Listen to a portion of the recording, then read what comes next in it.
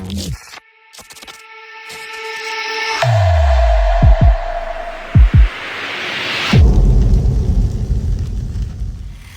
man, Jay, this is your team. It's our team, but it's more, you're a real diehard and gangrene.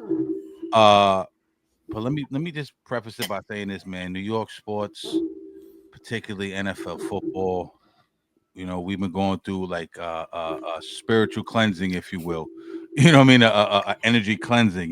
Daniel Jones out of here. Remember that KRS shit? Do you ever think about when you out of here? You know what I'm saying? Mm-hmm. Daniel Jones out of here. Robert Saleh out of here.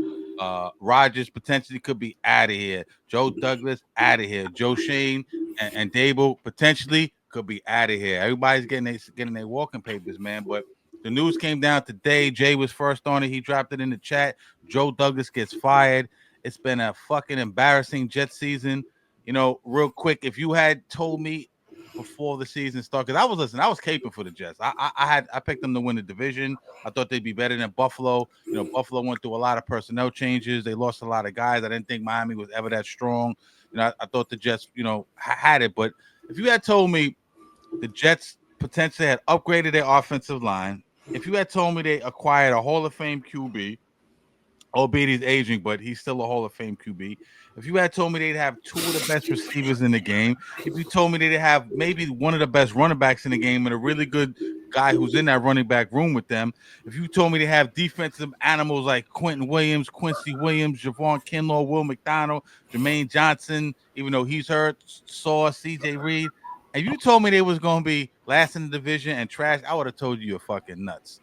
Jay, Douglas gets fired, part of the cleansing, as we talked about a few seconds ago. I want to go to you first because you are the Jets guy here. Your thoughts, my guy. Talk to me. All right. Well, first of all, the reason why I'm dressed like this is because I just got back.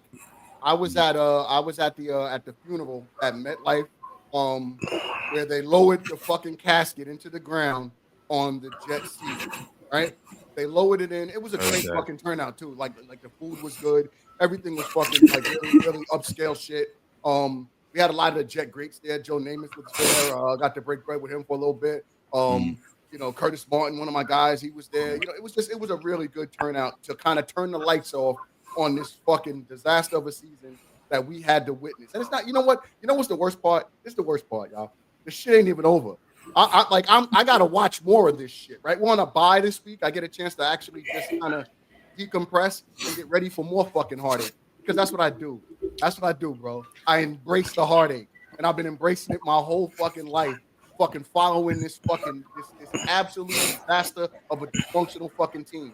We got some of the best or used to be best talent in Aaron Rodgers, but if you think about it, our fucking wide receivers are stout. Our running backs, stout. The Quentin brothers, fucking stout, right? I mean, the Quentin brothers, the Williams brothers are fucking stout, right? We have talent all over the fucking place, and we can't seem to figure out a way to win. You know what we can figure out? A way to lose. We're fantastic at it.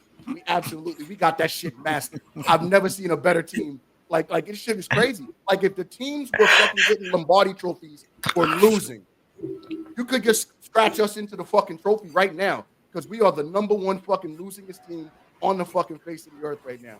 We have absolutely figured it out and mastered it. And here's crazy. Fired Joe Douglas, and it didn't need to happen, probably, right? He's done some good things. He's done some not so good things. But the record is the record, right? You are as good as the fucking record.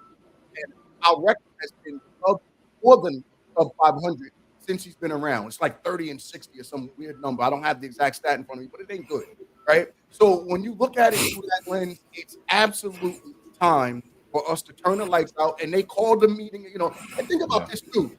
Woody is back to his murderous ways, right? Woody snuck into the facility and he murdered Salah, that Monday after the London game, right? Then this shit happened.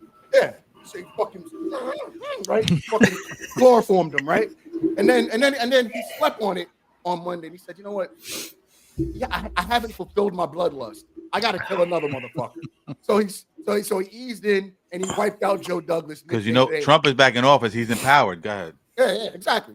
So he had his fucking turkey and cheese sandwich, and he said, "I gotta kill another motherfucker. I just gotta take somebody else out."